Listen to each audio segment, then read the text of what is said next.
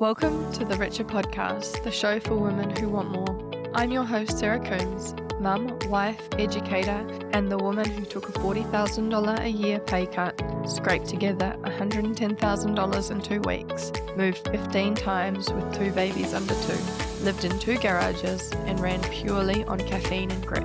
Who, fast forward to now, has built a life that has me jumping out of bed every morning with excitement, because around here, every woman deserves to live a life she's in love with. If you're done choosing between motherhood or ambition, burnout or balance, this is your podcast. Each week we dive into powerful conversations that help you to build a richer life, one with more freedom, more impact, and yes, coffee that's still hot. So whether you're driving to work, winding down with a cup of tea, or stealing a rare moment for yourself, I'm so glad you're here. This is your time. This is your podcast. Welcome to the Richer Life.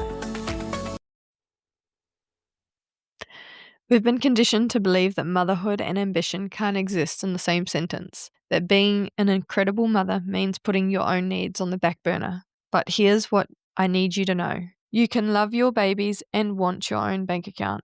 You can be proud of your marriage and crave something that's just yours. You can be grateful for your life and unapologetically hungry for more. Wanting more doesn't mean you're ungrateful.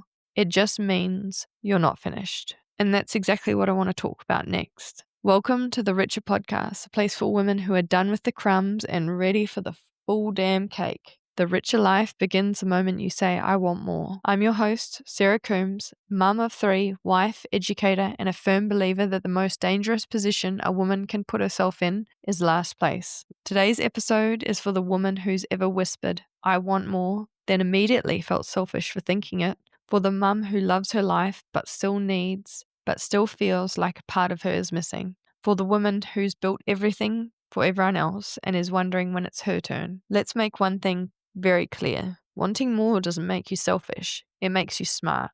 And there has never been a woman who felt unsafe because she had more money. There has never been a woman who regretted creating more time for herself. So if you're holding a lukewarm coffee, hiding in your car for 5 more minutes, this episode is for you. Let's start with the thing that keeps most women stuck. The guilt, that sneaky little voice that shows up the second you say, I want more. The one that whispers you should be happy with what you have. The one that makes you feel like dreaming of more is a betrayal. Sound familiar? So what if your desire for more isn't something to hide, but something your daughters actually need to see? What if the most powerful lesson you give them isn't how to sacrifice yourself for everyone else, but how you look after yourself to be the incredible mother you are? And you know what? My biggest improvement I've seen in my marriage, my mental sanity, and my productivity came when I finally stopped treating having my own time like it was negotiable. I used to say silly little things in my head like I couldn't possibly take time away from the kids. They'd been at school or daycare all day, and it felt selfish. But then I had this light bulb moment where I thought, hang on, would I ever tell Hector to stop going to the gym? Hell no.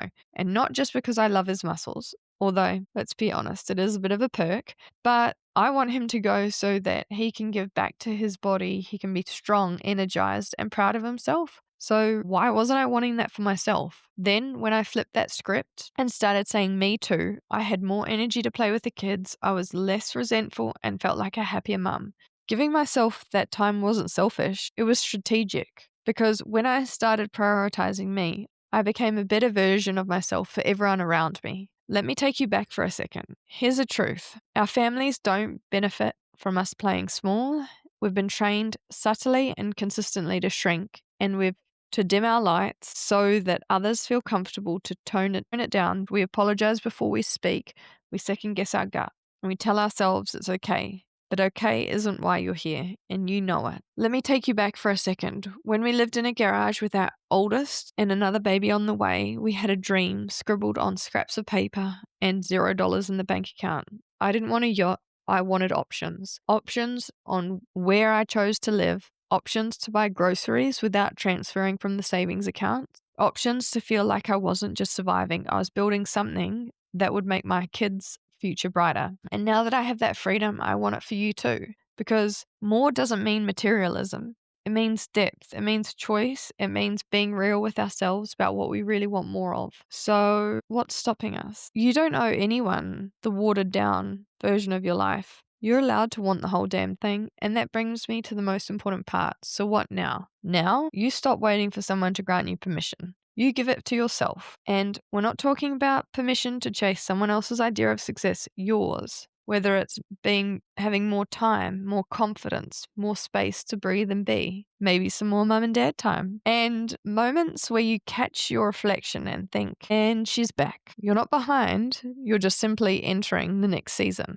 This time on your terms. If this episode sparked a fire you forgot you had, don't keep it to yourself. Share it with someone who's ready to rise too. Tag a friend, text your sister, forward it to the woman you know is ready for more. Because you deserve more, they deserve more than survival, more than guilt, more than a life you're only half in love with. Tune in every Thursday for a brand new episode of the Richer Podcast. Your weekly reminder that you're allowed to want more and build it your way. Much love, Sarah.